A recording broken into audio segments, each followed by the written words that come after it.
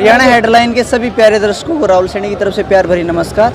दोस्तों, जैसा कि आप सभी को पता है, टिकरी बॉर्डर पर जो किसान आंदोलन चला हुआ, इसमें सभी राज्य के किसान आए हुए हैं और सभी बढ़ चढ़कर भाग ले रहे हैं। कुछ सामाजिक संस्थाएं भी बढ़ चढ़कर इसमें भाग ले रही है, भी खाने पीने रहने तक की व्यवस्था तक करा रही हैं।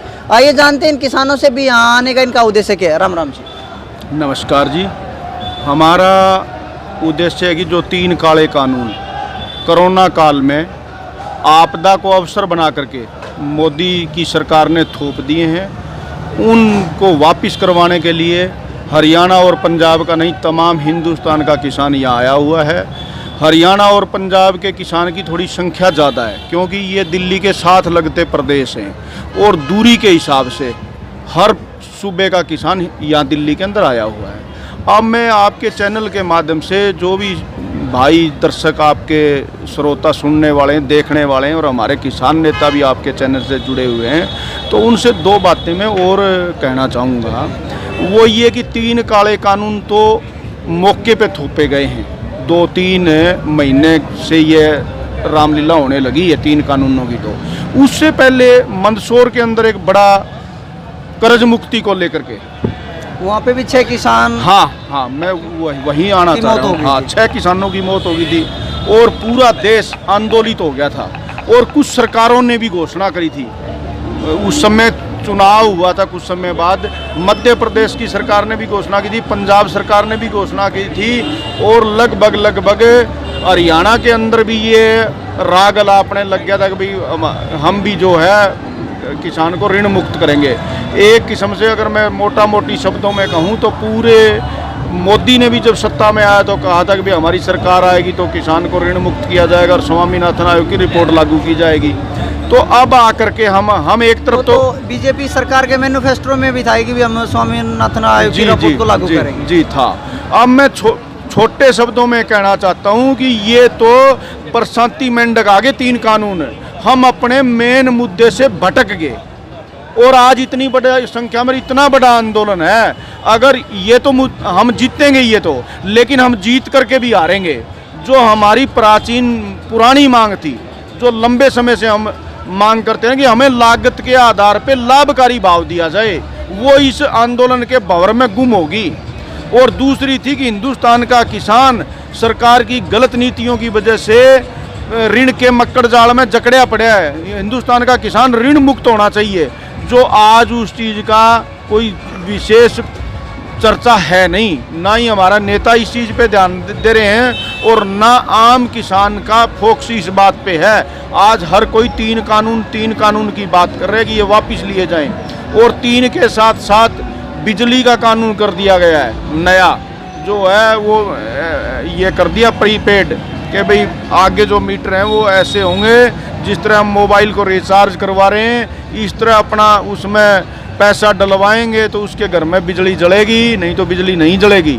और दूसरा ये है कि जो प्रदूषण का है वो 1 करोड़ रुपए तक का जुर्माना सरकार ने शुरू कर दिया कि भाई कोई किसान कोई भी प्रदूषण करता फैलाया गया तो उसको जो है 1 करोड़ रुपए का उस पर अर्थदंड लगेगा और शायद 5 साल की 5 से 5 साल की कुछ सजा का प्रावधान भी किया है। तो ऐसे काले कानून ये थोपते जा रहे हैं किसान पे। किसान के लिए तो जो इस प्रदेश के अंदर कोई देश और प्रदेश के अंदर कोई कानून बना है वो सारे ही काले हैं। आज तक एक भी कोई ऐसा कानून नहीं है जो किसान की खुशहाली और उसकी तकदीर को बदल दे। अब छोटू राम के समय में 5-7 कानून बने थे गुलाम हिंदुस्तान में, और आज़ाद हिंदुस्तान में आज तक ऐसा कोई कानून नहीं। अगर वो कानून बनते तो ये किसान को यहाँ रोड पे आके थोड़ा ही बैठना था। ये अगर बैठे हैं तो छोटू राम के उन कानूनों की वजह से जो इनके पास ज़मीन बच गई, नहीं तो ये जो है ना, ये इन्हीं धन्ना सेठों की होनी थी, अडानी अंबानी की ज़मीन होनी थी और ये तो मजदूर होते। ये इन जो है ये जो औद्योगिक घरानों के मजदूर होना था आज इस किसान को। तो उस छोटू राम जी ने गुलाम भारत के अंदर एक लो जलाई थी इस धरती पुत्र के लिए, उसकी वजह से आज ये विचरण कर रहे हैं, ज़मीनें इनके पास हैं। और मैं आपके चैनल के माध्यम से ये भी बता देना चाहता हूँ कि ये जो है 3 और 4 कानूनों का जिक्र नहीं है, दरअसल में कारपोरेट घराने की और सरकार की आंख हमारी ज़मीनों पे है, वो ज़मीन हथियाना चाहती हैं। जैसे आप जो भी जितने भी आंदोलन और भी चल रहे हैं, हिंदुस्तान के अंदर जो ये नक्सली मूवमेंट चला हुआ है वो भी जल जंगल और ज़मीन, इसी तरह उनके वहाँ भी जो है उन लोगों की ज़मीनें हथिया रहे हैं और उद्योगपतियों को वहाँ की राज्य सरकारें दे रही हैं। इसलिए वो लोग जो है कि भाई हम अपने बच्चे कहाँ पालें, हम अपना जीवन यापन क्या करेंगे, हमारी धरती जो है आप छीन के हमारे जंगल कटवा करके इन धन्ना सेठों को दे रहे हो, हम कहाँ जाएंगे। उसी तर्ज पे इधर भी एक बार कॉन्ट्रैक्ट फार्मिंग की जो ये कंसेप्ट लेके आए हैं वो वही तर्ज है, उस पे एक बार हमारे खेतों में इनकी एंट्री करवा देंगे और फिर कोई ना कोई ऐसा मक्कड़ जाल बनाएंगे, उस मक्कड़ जाल में हमारे हिंदुस्तान के किसान को फांद करके और हमारी ज़मीनों पे कब्जा ये कारपोरेट जगत करने जा रहे हैं। सरकार तो ये कह रही है इन कानूनों से किसान का भला होगा, किसान अपनी फसल कहीं पे भी बेच सकता है और किसी तरह कोई पाबंदी नहीं होगी, जिससे भी कॉन्ट्रैक्ट करना चाहे अपना कॉन्ट्रैक्ट कर सकता है। पहली बात तो यह है भाई कि ये बहुत पुराने समय भी कह रहे थे, जैसे अब हमारे सब्जी के किसान हैं वो दिल्ली में बेच के जा रहे हैं। और दूसरी बात जो हम करें वो सब्जी की कुछ मामलों में, जैसे दूध का किसान है, मछली का किसान है, मुर्गी का किसान है, उनको तो कोई रोकता नहीं। और थोड़ा बहुत ऑफ सीजन में चाहे हम गेहूं बेच जाएं दिल्ली कोई नहीं रोकता।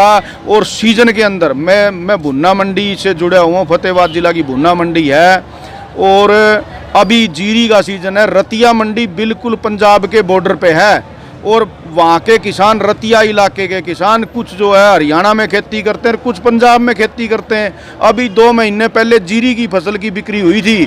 जिन किसानों ने रतिया से परली साइड पंजाब में खेती कर रखी थी उनकी फसल बिल्कुल नहीं ली सरकार ने, रतिया में बिल्कुल भी खरीद नहीं हुई। कहाँ एक मंडी एक देश, कहाँ ये सब बकवास कर रहे हैं, धरातल पे कुछ नहीं है ऐसा। और दूसरी बात, जो मेरी भी कल पेमेंट आई है 2.5 महीने से जीरी की, शुरू में बेची थी, कल आड़ती का फोन आया कि भाई तेरी पेमेंट आई है, वो तेरा खाता नंबर दे, खाते में डलवा दूंगा। ऐसी अंधेर कर दी है, 2-2 महीने पैसे नहीं आने लग रहे। और एक बात मैं और बता देना चाहता हूँ, अभी आंदोलनरत हमारे जो किसान के भाई हैं वो रेलवे ट्रैक पे बैठे थे, उस कारणवश वहाँ की गाड़ियाँ ना चलने की वजह से खाद की आपूर्ति नहीं हो पाई। वो हमारी जो 7 की मंडियाँ हैं, सरसा है, फतेहाबाद है, टोहाना है, रतिया है, भुन्ना है, इधर की और कुछ जींद जिला की मंडियाँ रहेगी। पंजाब का किसान यहाँ खाद लेने गया था, हमारी हरियाणा सरकार ने उनके खिलाफ पर्चे दर्ज करें। सरसा में पर्चा दर्ज हुआ है, उचाना में पर्चा दर्ज हुआ है, किसानों के खिलाफ खाद ले। बताओ कहाँ देश की बात कर रहे हैं। ये तो पूरा जो है अपने कहते हैं भाई आप बाहर मत निकलो, घर में सिमट करो, पैसे दे के चीज़ ले रहे हैं और फिर भी हमारे को लेके नहीं जाने दे रहे, जो है पर्चे दर्ज कर रहे हैं। एक पर्चा सरसा में है, 2 पर्चे उचाना में हुए हैं, उचाना थाने में। और कई किसानों को वहाँ किसान जत्थेबंदियाँ निकलनी शुरू हो गई थी, 4-5 ट्राली थी, बाकी जो है वो 2-3 को छुड़वा के ले गए। तो ऐसी सरकारें ही है। उप मुख्यमंत्री दुष्यंत चौटाला जी हैं, वो भी किसानों के लिए काफ़ी वो मेहनत करते थे जब लोकसभा चुनाव हुए या फिर विधानसभा चुनाव हुए, उसके बाद वो कहीं पे नज़र नहीं आते। उनके बारे में क्या कहना चाहोगे आप? ये है वो खाली बहका के और बरगला करके इस किसान का सही में कोई नहीं है, इसका वोट हासिल करने की राजनीति करते हैं। उसने भी ये लगा कि जब तक ये कमेरा और किसान वर्ग आपके साथ ना जुड़ेगा तो जो है आप सत्ता की चाबी आपके हाथ में नहीं आएगी। उसने किसी तरह इस भोले परिवार को गुमराह किया और अपना उल्लू सीधा किया। आज वो इसकी जात नहीं पूछ रहा कि भाई तेरे क्या दुख और क्या तकलीफ है। हमने वहाँ सरसा के अंदर पक्का मोर्चा लगा रखा है, 2.5 महीने आज होने जा रहे हैं और उसको ही हमने सिर्फ 2 ही बात पूछी थी कि दुष्यंत जी आप बताओ, आप जो ये आज के दौर में जो ये काले कानून से पूरे हिंदुस्तान का किसान त्राही कर रहे हैं, आप किसान के साथ हो या कुर्सी के साथ हो। उसने आकर के आज कोई जवाब नहीं दिया। उसके घर के बाहर मोर्चा लगाया और बहुत बड़ी संख्या में, लाखों की संख्या में हरियाणा और पंजाब का किसान वहाँ जो है सरसा में इकट्ठा हुआ था यही बात पूछने के लिए। जब सिरसा में इकट्ठे हुए थे वहाँ पे भी वाटर कैनल का इस्तेमाल किया गया था जी, तो उसके बारे में क्या कहना चाहोगे आप? ये सब जो है तानाशाही है सरकार की। ये लोकतंत्र के अंदर हम अपनी बात ही तो पूछ रहे थे। वो या तो कोई बात हमारे बीच में आके कह दे, जब कोई ना कहेगा तो हमें चाहे वो राज्य का हुक्मरान है और चाहे देश का हुक्मरान है, उसके पास हुक्मरान के पास हमें जाना पड़ेगा। वो हमारे प्रदेश का उप मुख्यमंत्री था और हमारा आपका अपना था, हमारे इलाके का था। तो हमने कि वो हमारे बीच में नहीं आया तो हमने उसके घर जा करके और अपनी बात पूछनी चाहिए। तो जो है किसान पे बल प्रयोग किया गया। और इसी तरह उससे अगर थोड़े दिन हम पहले की बात करें पीपली की, तो वहाँ लाठीचार्ज हुआ है, कई किसानों को जो है सिर फोड़ दिए गए, पाँव तोड़ दिए गए। हरियाणा के गृह मंत्री तो ये कह रहे हैं कि लाठीचार्ज हुआ ही नहीं वहाँ पे। हाँ, तो बड़ी शर्मनाक बात है। फिर कौन कर गया वो?